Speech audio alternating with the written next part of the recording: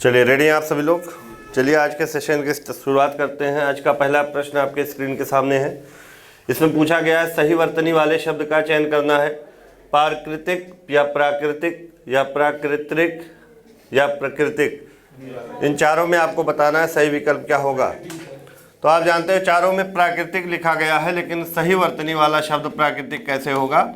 आपका प्राकृतिक इस तरह से लिखा जाएगा, इसलिए कौन सा विकल्प सही होगा, कौन सा सही होगा, ये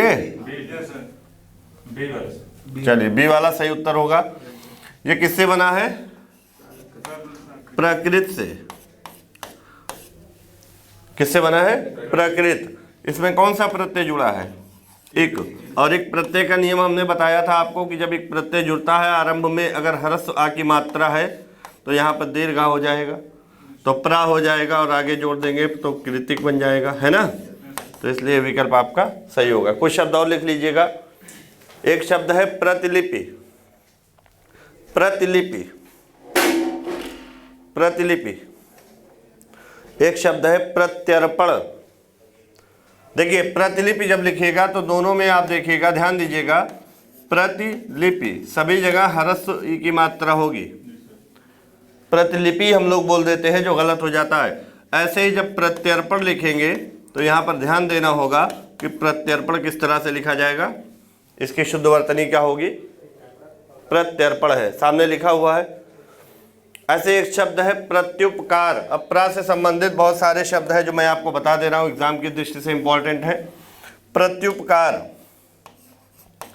तो प्रति प्लस उपकार से मिलकर बना है प्रत्युपकार, है ना। यहां पर आप देखोगे तो ये संधि से बना है प्रति प्लस उपकार। अब आप देखोगे इसमें जड़ संधि होगी, ई प्लस उ मिलकर यू बन जाता है। तो यहाँ पर ई आया है, यहाँ पर उ दोनों मिलेगा तो यहाँ पर उ की मात्रा हो जाएगी तो प्रत्युपकार हो जाएगा, है ना। एक शब्द और लिख लीजिए आप लोग, प्रविष्ट। देखिए कुछ शब्द ऐसे होते हैं जिसमें ठा और टा में कंफ्यूजन होता है कि ठा होगा या टा होगा। तो जो प्रविष्ट शब्द है ये किसमें क्या होगा, प्रविष्ट टा होगा। तो ये आपकी वर्तनी क्या है, सही है, नोट कर लीजिएगा। एक है अभ्यंतर। हम लोग क्या करते हैं, आभ्यंतर लिख देते हैं और अक्सर पढ़ने में भी गलती करते हैं। तो यहाँ पर आप देखेंगे अभि प्लस अंतर से मिलकर बना है शब्द, संधि से बना है, इसमें भी जड़ संधि है। तो यहाँ पर क्या हो जाएगा, अभ्यंतर। नोट कर लीजिएगा, अभ्यंतर। अप्सरा, अप्सरा।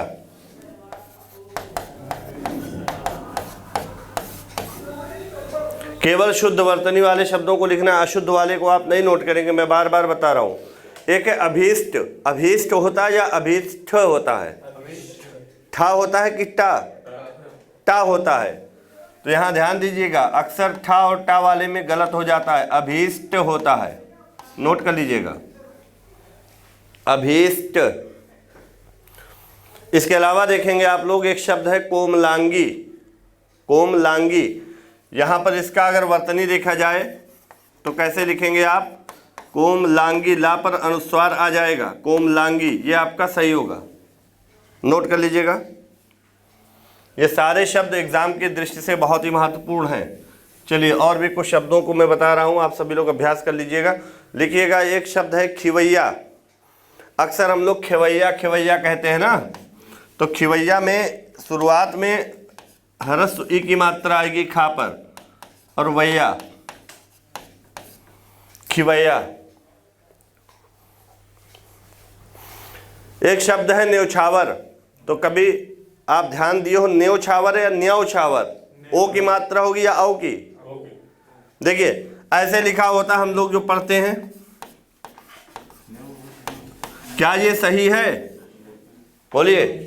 नहीं, यहां पर क्या होना चाहिए, औ की मात्रा होनी चाहिए, तो न्योछावर होता है, ये सही है आपका, नोट कर लीजिए।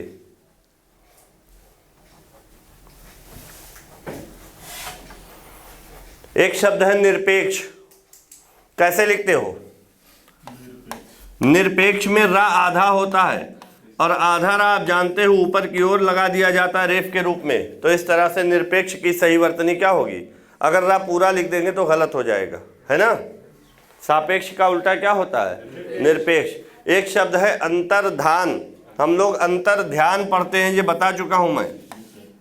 तो ये अंतर्धान होता है, सही वर्तनी लिख लीजिएगा।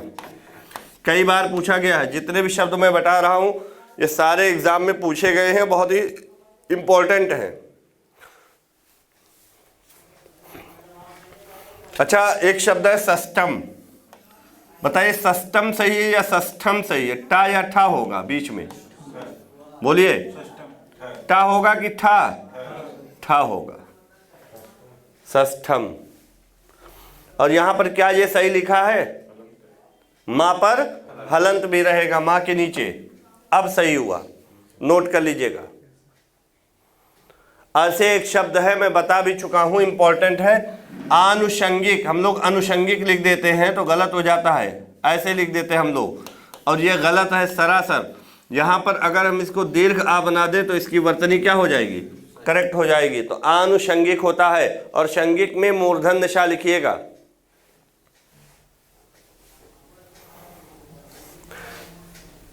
अक्सर हम लोग पढ़ते हैं, एक शब्द आता है द्वारिका। द्वारिका यही तो पढ़ते हैं हम लोग, लेकिन अगर शुद्ध पूछा जाए तो क्या है? द्वारका है। रा पर कोई मात्रा नहीं होगी। तो शुद्ध रूप से अगर देखेंगे तो यहाँ पे दा के नीचे वा और रा और का पर आ की मात्रा, ये शुद्ध है। द्वारिका गलत है, नोट कर लीजिएगा। जब सही उच्चारण करेंगे तो हम लोग वर्तनी भी सही लिख। एक है षट दर्शन। अब यहाँ पे बताइए, षट दर्शन में टा है कि ठा है कि डा है? क्या आएगा? बोलिएगा। यहां पर हम क्या भरे? डा होगा। और डा कैसे होगा? आधा होगा। जब आप व्यंजन संधि पढ़ोगे तो इसमें है षट प्लस दर्शन। देख लीजिए इधर, षट प्लस दर्शन व्यंजन संधि में है, और टा के बाद डा आया है तो टा बदल जाएगा अपने तीसरे वर्ग में, टा ठा डा में, तो टा परिवर्तित हो जाएगा डा में। षट शब्द सही है, लेकिन जैसे ही दर्शन शब्द मिलाएंगे तो नियम है कि अगर टा के बाद कोई भी स्पर्श वर्ण का पहला, दूसरा, तीसरा वर्ण आए तो टा अपने तीसरे में बदल जाता है। तो टा का तीसरा टा ठा डा होता है, तो टा डा में बदल जाएगा, तो यहाँ पर क्या आ जाएगा? डा आ जाएगा, षट दर्शन हो जाएगा। ये वर्तनी जो है इसकी सही है। ठीक है, और लिख लीजिएगा। एक शब्द है अनपेक्षित। हम लोग क्या पढ़ते हैं? अनापेक्षित। होना क्या चाहिए? अनपेक्षित। इस तरह से आप नोट कर लीजिएगा, अनपेक्षित। ये भी आपका वर्तनी की दृष्टि से सही है। अच्छा, एक शब्द है नरक। नरक बताइए आप लोग, नरक ऐसे लिखा जाएगा या नरक ऐसे लिखा जाएगा? शुद्ध क्या होता है? नरक। नरक गलत होता है। समझ में आई बात? नरक शब्द नहीं है, नरक है। रा पूरा है, और जब पूरा रा होगा तो ऊपर की ओर नहीं शिफ्ट होगा, और जब आधा रा होगा तब रेफ की तरह हम लगा देंगे। एक शब्द है जमाता। जमाता हम लोग बोलते हैं, लेकिन शुद्ध क्या है? जामाता है। तो आज से आप लोग जामाता बोलिएगा, दामाद को कहते हैं। और एक शब्द है श्मशान, जिसको हम शमशान कहते हैं। कैसे लिखा जाता है? आधा तालब शाह फिर माँ, फिर पूरा तालब शाह पर आ की मात्रा और फिर माँ। ये सही है। क्लियर?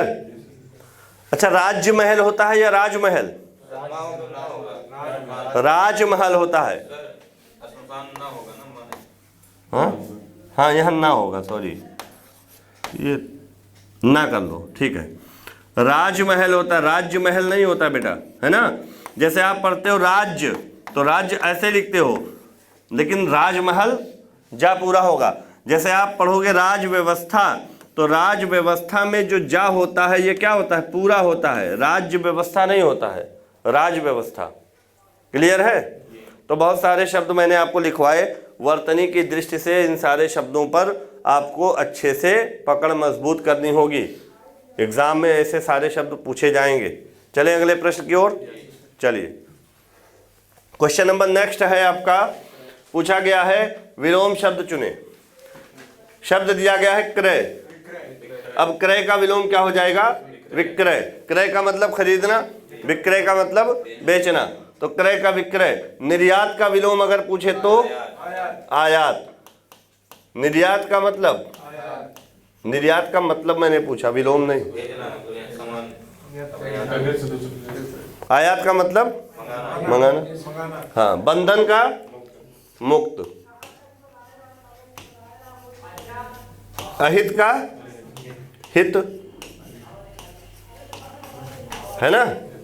और भी विलोम शब्द नोट कर लीजिएगा। साहचर्य,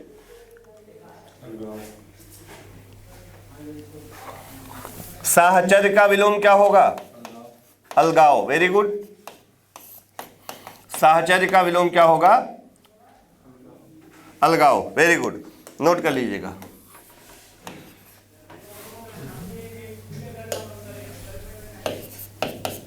अगला लिखिएगा वैमनस्य। अब बताइए वैमनस्य का विलोम क्या होगा? वैमनस्य सही लिखिएगा। वैमनस्य का विलोम हो जाएगा सौमनस्य। क्या हो जाएगा? सौमनस्य। ये सारे विलोम पूछे गए हैं, नोट कर लीजिएगा। मित व्यय, एक शब्द है मित व्यय। मित का मतलब कम, व्यय का मतलब खर्च। कम खर्च करने वाला, कम खर्च करना मित व्यय कहलाता है। और एक्स्ट्रा खर्च करना, फिजूल खर्च करना क्या कहलाता है? अपव्यय। क्या कहलाता है? अपव्यय। मित व्यय का अपोजिट क्या हो जाएगा? अपव्यय। एक शब्द है ईप्सित। ये सारे ट्रेडिशनल शब्द हैं, कई बार पूछे गए हैं। ईप्सित, ईप्सित का विलोम क्या हो जाएगा? अनीप्सित। नोट कर लीजिएगा। अच्छा बताइए भावी, अगर पूछे भावी शब्द का विलोम, भावी, भावी मतलब फ्यूचर की बात हो रही है, तो अतीत, इसका मतलब क्या हो जाएगा? बीता हुआ। तो भावी का विलोम अतीत हो जाएगा। एक शब्द है कृतज्ञ, इंपॉर्टेंट है। कृतज्ञ का मतलब, कृतज्ञ का मतलब किए गए उपकार को मानने वाला, और इसका अपोजिट क्या होता है? कृतज्ञ, यानी उपकार को मानने ना वाला, यानी जो उपकार को ना माने उसे क्या कहते हैं? कृतज्ञ। जो उपकार को माने उसे क्या कहते हैं? कृतज्ञ। और एक शब्द है उद्यम।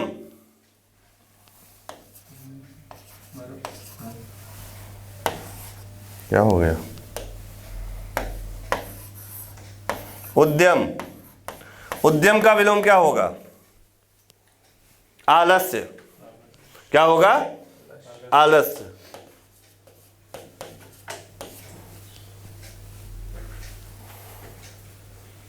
एक शब्द है अथ। अथ का विलोम, वेरी गुड, इति। तो ये विलोम शब्द थे, नोट हो गया। इसको बढ़िया से तैयार कर लीजिएगा। जितना मैं एक्स्ट्रा लिखवाता हूँ कोई भी प्रश्न के माध्यम से, और भी जो एक्स्ट्रा चीज़ें, वो एग्जाम के लिए बहुत महत्वपूर्ण हैं। चलिए अगले प्रश्न की ओर चलते हैं। दिए गए शब्द के पर्यायवाची शब्द का चयन करें। कुंतल, कुंतल शब्द किसका पर्यायवाची है? बाघ का है, या बालू का है, या केश का है, या बाढ़ का है? इन चारों में बताना है। कुंतल का मतलब क्या है? कुंतल किसको कहते हैं? केश को कहते हैं। केश माने बाल। तो कुंतल किसका पर्यायवाची है? बाल का, केश का। लिख लो कुंतल। और भी पर्यायवाची इसके लिख लो, बाल, केश, गेसु, बाल, केश, गेसु, कच, अलक। कच लिख दें, नोट कर लीजिएगा। अलग, अलग मत लिख देना। अब यहां पर है बाघ। तो बाघ का पर्यायवाची आप जानते हो क्या होता है? शार्दूल होता है कि नहीं? शेर, सिंह।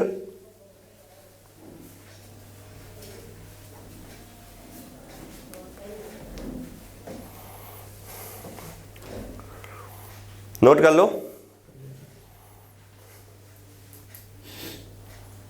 व्याघ्र, व्याघ्र। अगला देखिए बाढ़। बाढ़ आप जानते हो आ चुका है, तीर का पर्यायवाची है।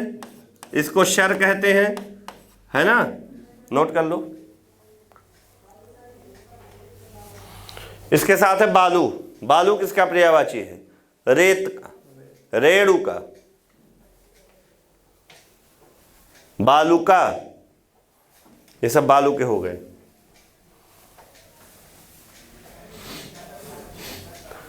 और भी पर्यायवाची लिख लो। तुषार, तुषार के पर्यायवाची लिख लो। तुषार, हिम, बर्फ, हिम, बर्फ, ये सब किसके पर्यायवाची हैं? हिमानी, हिमानी, हिम, बर्फ, हिमानी, ये किसके हैं? तुषार यानी बर्फ, हिम के पर्यायवाची। अगला एक शब्द और लिख लीजिए आप सभी लोग, वायु।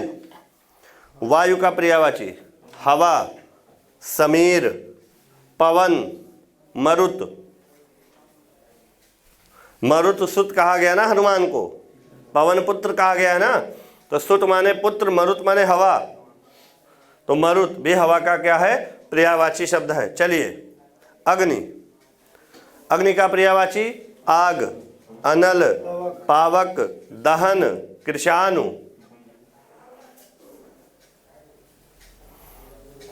क्लियर है?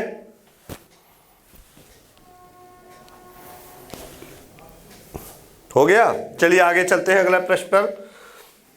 गद्यांश से संबंधित प्रश्न है। चलिए पढ़ते हैं गद्यांश को और देखते हैं कि कौन सा विकल्प सही होगा। देखिए, समझने वाली एक महत्वपूर्ण बात यह भी है कि सारी जवाब या लड़ाइयाँ या निर्णय या नदियाँ, सारी लड़ाइयाँ हमारे अकेले की नहीं होती। तो सारी लड़ाइयाँ, यहाँ पर क्या हो जाएगा? लड़ाइयाँ हमारे अकेले की नहीं होती। सारे किताब या पहाड़ या सागर या सोच हमारे चढ़ने के लिए नहीं होते। सारे पहाड़, तो सारी लड़ाइयाँ हमारे अकेले के लड़ने के लिए नहीं होती और सारे पहाड़ हमारे चढ़ने के लिए नहीं होते। कुछ चढ़ाइयाँ ऐसी भी होती हैं जो पूरे समाज, धूप, स्थान या चुनाव, समाज को एक साथ चढ़नी होती हैं। Very good. और यह बात पूरे समाज को समझना भी अपने आप में पहाड़ होता है, मगर इस पर सोने, हंसने, चढ़ने या खाने का दायित्व भी उन किसका दायित्व? अपने आप में पहाड़ होता है, मगर इस पर किसका दायित्व? बोलिए फटाफट। चढ़ने का दायित्व। पहाड़ पर सोया जाता है? वाह। चढ़ने का दायित्व भी उन दुखों, सुखों, व्यक्तियों या रोने व्यक्तियों की होती है। आसान रहता है पैराग्राफ, है ना? तो चलिए बताइए, पहले में क्या आया था? लड़ाइयाँ। फिर क्या आया था? सारे पहाड़ हमारे चढ़ने के लिए नहीं होते, जो पूरे समाज को एक साथ चढ़नी होती है। यह बात पूरे समाज को समझना चाहिए। समझना भी अपने आप में एक पहाड़ होता है, मगर इस पर चढ़ने का दायित्व उन सभी व्यक्तियों पर। ठीक, चलिए अगले प्रश्न की ओर चलते हैं। पर्यायवाची पूछा गया है। देखिए यहाँ पर चारों का बता चुका हूं मैं, है ना? आगे चलते हैं। सही वर्तनी वाले शब्द का चयन करें। चलिए बताइए।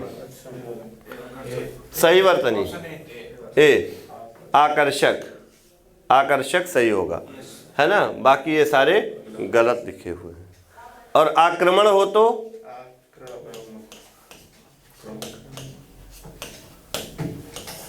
सही है? अब बताइए।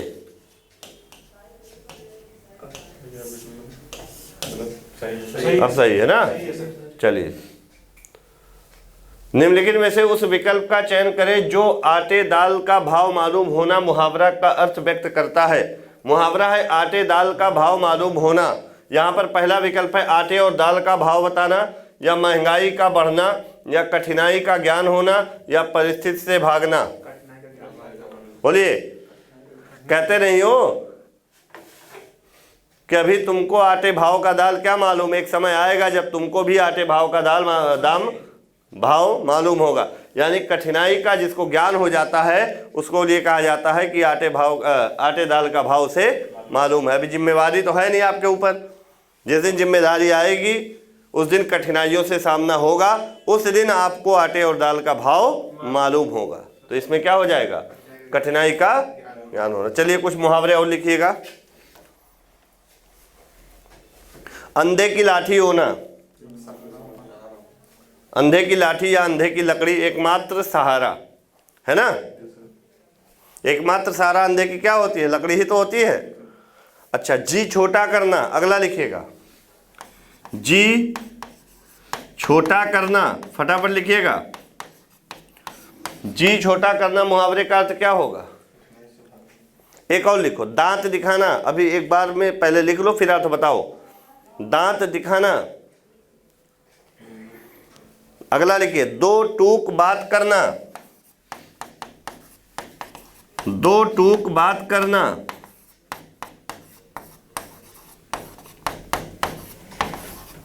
एक लोकोक्त लिखिए कि अपने मरे बिना स्वर्ग नहीं मिलता। लोकोक्ति है, अपने मरे बिना स्वर्ग नहीं मिलता। यहां पर ये लोकोक्ति सारे इंपॉर्टेंट हैं। अगला लिखिएगा,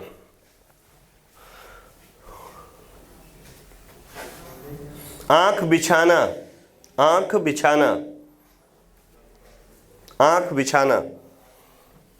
अगला लिखिएगा, आधा तीतर आधा बटेर होना, आधा तीतर आधा बटेर होना।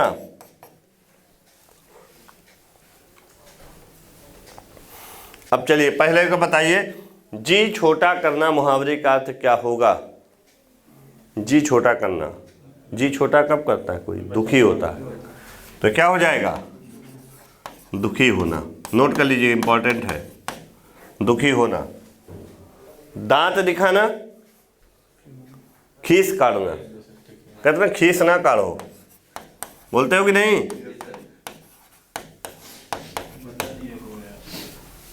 दो टूक बात करना, कहते ना मैं दो टूक बात करता हूं, यानी कोई भी बात स्पष्ट रूप से कह देना। लिख दीजिएगा, स्पष्ट कह देना, स्पष्ट कह देना।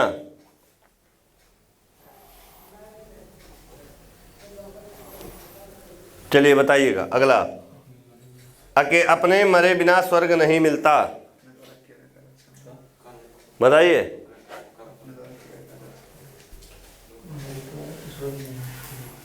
स्वयं प्रयत्न करने पर ही काम बनता है, स्वयं प्रयत्न करने पर ही काम बनता है।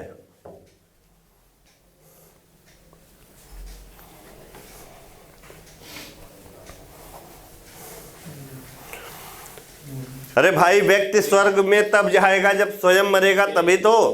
और जब स्वयं कोई कार्य करेगा तभी तो उसका फल मिलेगा। तो इसका अर्थ यही तो होगा। बोलिए।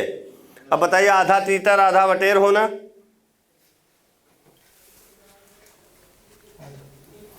आधा तीतर आधा बटेर होना, बेमेल और बेढंगा होना, बेमेल और बेढंगा होना।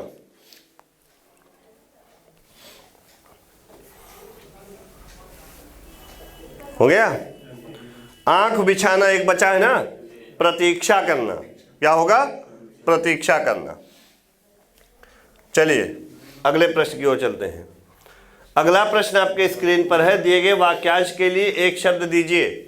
जो भूमि उपजाऊ हो, कई बार आ चुका है, उर्वर। बेजान, जो बिना जान के हो। बंजर, जो भूमि अनुपजाऊ हो। कटीली, कटीली का मतलब कांटेदार, इसका मतलब कांटेदार। चलिए और लिखिएगा फटाफट। वह स्त्री जो छिपकर अपने प्रिय से मिलने जाती है, वह स्त्री जो छिपकर अपने प्रिय से मिलने जाती है। अगर पूछा जाए इसके लिए एक शब्द तो क्या होगा, अभिसारिका। अभिसारिका। सारिका, यहां पर मैं नोट कर दे रहा हूं। अब इस सारिका सही से लिखिएगा, ठीक है। जो स्त्री चोरी छिपे अपने प्रिय से मिलने जाती हो उसके लिए एक शब्द क्या है? अभिसारिका है। अगला पॉइंट, अगला बहुत ही महत्वपूर्ण है। परंपरा से चली आ रही बात, परंपरा से चली आ रही बात बताइएगा। नहीं, अनुश्रुति। क्या कहते हैं इसको? अनुश्रुति। देखिए वर्तनी, इसकी वर्तनी ऐसे लिखेंगे, अनुश्रुति। तो परंपरा से चली आ रही बात को क्या कहेंगे? अनुश्रुति कहेंगे। अगला लिखिएगा, जिसके पास कुछ ना हो, जिसके पास कुछ ना हो, क्या कहते हैं उसको एक शब्द में? बोलिए, अकिंचन। कैसे लिखेंगे आप? इस तरह से, अकिंचन। अच्छा, कुछ शब्द बोल रहे हैं आप लोग, उसका वाक्यांश बताइए। जैसे एक शब्द है अजात शत्रु, लिखिएगा अजात शत्रु। ये आसान है ना? हाँ, तो लिखिएगा शत्रुजयी। दूसरा है शत्रुजयी।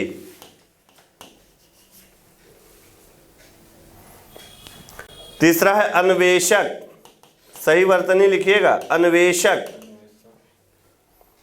अगला है निवेशक। चलिए, इन चारों का आप लोग वाक्यांश बताइए। चलिए बताइए। देखिए यहां पर अजात शत्रु का मतलब जिसका कोई शत्रु ना हो, जिसका कोई शत्रु ना हो। एक शब्द में क्या कहते हैं? अजात शत्रु। शत्रुजयी का मतलब क्या होता है? जिसने शत्रु को जीत लिया हो। शत्रुजयी यानी जिसने, नोट कर लीजिएगा, शत्रु को जीत लिया हो। कंफ्यूजन होता है इसमें, अभी हम पढ़ा रहे हैं तो आसान लग रहा है। अन्वेषक का मतलब क्या होता है? खोज करने वाला, खोज करने वाला। निवेशक का मतलब क्या होता है? निवेश करने वाला, यानी पूंजी लगाने वाला, है ना?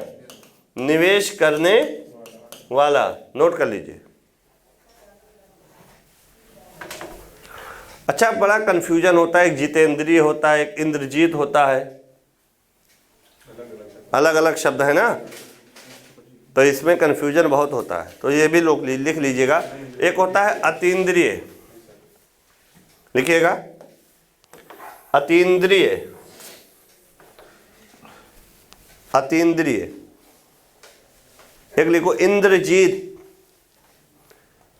सही से लिखिएगा, मैं यहाँ पर नोट कर दे रहा हूँ, नोट कर लीजिएगा, नहीं आप पता चले गलत लिख लो। अतीन्द्रिय, इंद्रजीत। एक लिख लो जितेंद्रिय। सब एक ही तरह सुनने में लग रहे हैं। जितेंद्रिय। चलिए तीनों का बताइएगा। अतीन्द्रिय का मतलब अति, इंद्रियों की पहुंच से बाहर को क्या कहेंगे? अतीन्द्रिय। नोट कर लीजिएगा, इंद्रियों की पहुंच से बाहर। लिख लोगे कि मैं लिखूं? लिख लोगे ना? ठीक है, फिलहाल एक लिख दे रहा हूं। अब अगला है इंद्रजीत। इंद्रियों पर विजय प्राप्त कर चुका। इंद्रजीत यानी जीत चुका, इंद्रियों पर विजय प्राप्त कर चुका। शब्दावलियों को ध्यान रखिएगा, विजय प्राप्त कर चुका।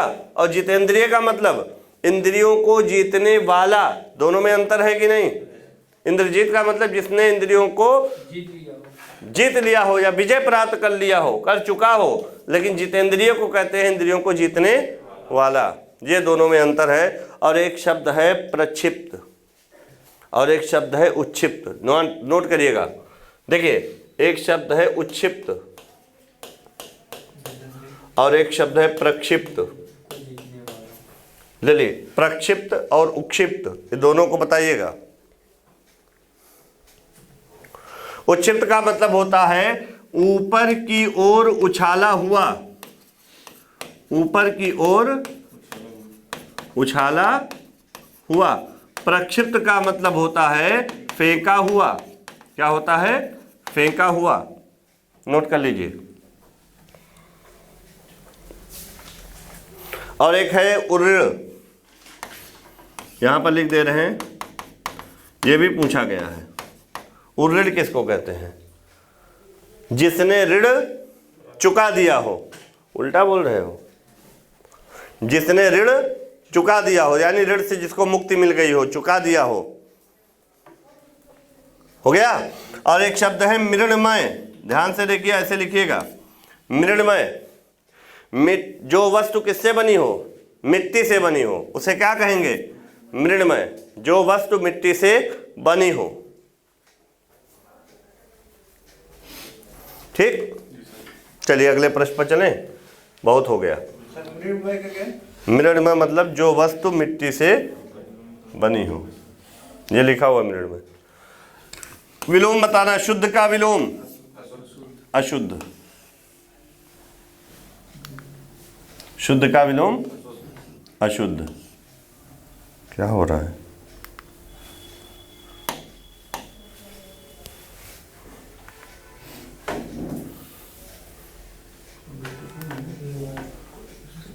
चलिए, दिए गए वाक्य का वह भाग याद करें जिसमें कोई त्रुटि है। अतीत की घटनाओं से ही व्यक्ति सीखना सकता है और प्रगति के पथ पर जा सकता है। तो यहाँ पर व्यक्ति सीखना सकता है, ये क्या है? अशुद्ध है। व्यक्ति क्या होगा? सीखना की जगह सीख सकता है ना? तो सीख होना चाहिए। क्लियर? अब चलिए अगला, रिक्त स्थानों को भरने के लिए, अभी पूरा पढ़ने दो, तुम लोग पहले ही बता दे रहे हो। रिक्त स्थान को भरने के लिए सबसे उपयुक्त शब्द का चयन करें। हमें पेड़ पौधों की देखभाल करनी चाहिए, पिटाई देखभाल करनी चाहिए ना। पहला विकल्प आपका सही होगा। ये क्लियर? दिए गए वाक्य में रेखांकित खंड को प्रतिस्थापित करने के लिए उपयुक्त विकल्प का चयन करें। रेखांकित खंड जो होगा उसको बदलने के लिए हम इस विकल्प में से कौन सा विकल्प चुन सकते हैं, बताना है आपको। ऋतु परिवर्तन के कारण मनाए जाने वाले त्योहार हमें प्रकृति से निकट ले जाते हैं। प्रकृति से निकट ले जाते हैं, ये दिया हुआ है। यहाँ पर होना क्या चाहिए? हैंग हो रहा है, रोक दो। प्रकृति यहाँ पर क्या होना चाहिए? के, है ना? तो किसमें है यहाँ पर? प्रकृति के निकट ले जाते हैं, तो पहला विकल्प आपका सही होगा। प्रकृति की निकट गलत है, प्रकृति के लिए निकट ले जाते हैं गलत है। चलिए अगला प्रश्न, दिए गए वाक्यांश एक शब्द चुनिए। कम खाने वाला अल्पाहारी, मांस खाने वाला मांसाहारी, जानते ही हो। सब कुछ खाने वाला सर्वाहारी। अगला, निम्नलिखित में से उस विकल्प का चयन करें जो आग में घी डालना मुहावरे का अर्थ व्यक्त करता है। आग जलाना या आग में घी डालकर हवन करना या क्रोध को और भड़काना। क्रोध को और भड़काना, यानी अगर कोई क्रोधित है उसको ऐसी बात कही जाए उससे कि वो और भड़क जाए, तो यही कहा जाता है ना आग में घी डालने का कार्य कर रहा है। जख्म पर नमक छिड़कना, दुख में और दुख देना, है ना। चलिए, रिक्त स्थान को भरने के लिए सबसे उपयुक्त शब्द का चयन करें। मैं उसकी सुंदरता या बेबसी या क्रोध या विफलता को देखकर मुग्ध हो गया। किसको देखकर मुग्ध हुआ जाता है? बहुत सारे लोग बेबसी को देखकर मुग्ध हो जाते हैं। यहाँ पर तो सुंदरता होगा, लेकिन समाज में ऐसे भी प्रवृत्ति के लोग हैं जो किसी की विफलता को देखकर मंत्रमुग्ध होते हैं। जब खुद सफल नहीं होते तो दूसरे को विफल देखकर क्या हो जाते हैं? खुश हो जाते हैं। ऐसा होना नहीं चाहिए। हमेशा अपने आप को, अगर आप किसी से कंपटीशन कर रहे हो तो ये मत सोचो उसके बारे में कि वो फेल हो जाए या वो हमसे कम हो जाए। आप उससे आगे बढ़ने का प्रयास करो। समझ में आई बात? आप हमेशा उससे आगे बढ़ने के प्रयास करो, प्रयासरत रहो, ये नहीं कि वो आपसे कम हो जाए। समझ में आई बात? तो यहां पर क्या हो जाएगा? सुंदरता। चलिए अगले प्रश्न की ओर चलते हैं। दिए गए वाक्य में रेखांकित खंड को प्रतिस्थापित करने के लिए उपयुक्त विकल्प का चयन करें। सेठ जी मंदिर में गए, उन्होंने यहां आकर गरीबों को कंबल बांटे। उन्होंने वहां आकर, तो वहां मंदिर गए तो आकर नहीं होगा ना, तो उन्होंने वहां जाकर क्या किया? गरीबों को कंबल बांटे। क्लियर है? एक दो वाक्य लिखिए, चलिए शुद्ध करिए। तो उसकी आंखों से आंसू निकल पड़े। उसकी आंखों से आंसू निकल पड़े। उसकी आंखों से आंसू निकल पड़े।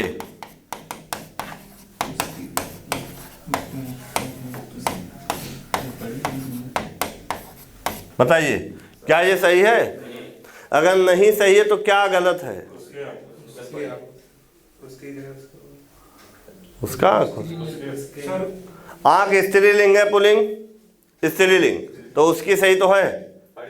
यहां पर ध्यान दीजिएगा, पड़ी बड़ी कुछ नहीं, यहां पर जो लिखा है आंखों से,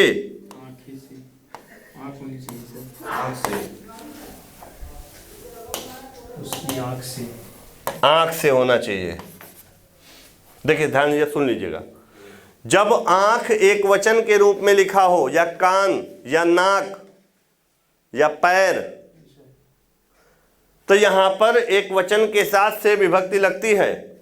लेकिन जब बहुवचन के रूप में लिखा हो तो से का प्रयोग नहीं होता है। तो यहां आंख से होना चाहिए। जैसे आंखों से देखी घटना, गलत है। आंख से देखी घटना, जब आप आंखों लिखोगे तो से का प्रयोग नहीं होगा, आंखों देखी घटना। कान से सुनी बात, कानों सुनी बात, कानों आ जाएगा तो से नहीं आएगा। कानों सुनी बात पर या कान से सुनी बात पर, आंख से देखी घटना या आंखों देखी घटना। जैसे भूख शब्द है, भूख, भूख से परेशान या भूखों परेशान, बात दोनों सही है। लेकिन जब भूखों आ जाएगा तो से का प्रयोग नहीं होगा। जैसे प्यास एक वचन में रहेगा तो से आएगा। मोहन प्यास से बेचैन है, अगर यही प्यास बहुवचन में आ गया प्यासों, तो से नहीं आएगा, प्यासों बेचैन है। वह प्यासों मर गया या वह प्यास से मर गया, वह भूखों मर गया या वह भूख से मर गया। तो जब एक वचन में आंख, कान, नाक, जाड़ा, भूख, प्यास, अगर ये एक वचन में है तब से का प्रयोग होगा, और जब बहुवचन में होगा तो से का प्रयोग नहीं होगा। तो यहाँ पर आंख से आंसू निकल पड़े। तो आज के लिए इतना ही। जय हिंद, जय हिंदी।